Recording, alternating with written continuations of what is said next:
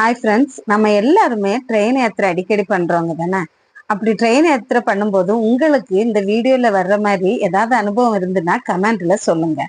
Video கடைசி வரை பாத்தீங்கன்னா உங்களுக்கு புரியும் இந்த அனுபவம் உங்களுக்கு இருக்குதா. முன்னாலேயே நடக்கிற காட்சியை ரசிச்சாலே போதும் சார்.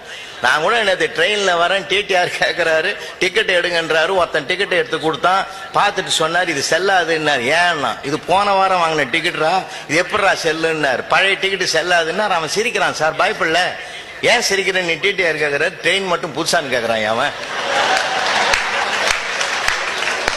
அந்த ஆள் மிரண்டு போட்டான் டிடிஆர். அவருக்கு ஒரு சல்யூட் வச்சு நீ பயணம் பண்ணுப்பா, நான் அடுத்த ஸ்டேஷன் நான் இறங்கிக்கிறேன். ஏன்னா இந்த மாதிரி ஆளு கூட என்னால பயணம் பண்ண முடியும். எப்படி இருக்கிறான் பாருங்க. இவனுக்கு நம்ம காந்தி அடையாளப்படுத்தணுமா இல்லையா சார்?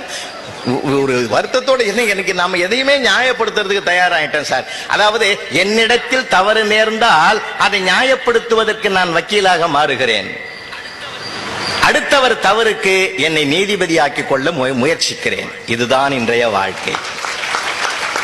ஹலோ ஃப்ரெண்ட்ஸ், நீங்க உங்க வாழ்க்கையில வக்கீலாவா நீதிபதியாவா எதா மாறினீங்கிறத கமெண்ட்ல சொல்லுங்க.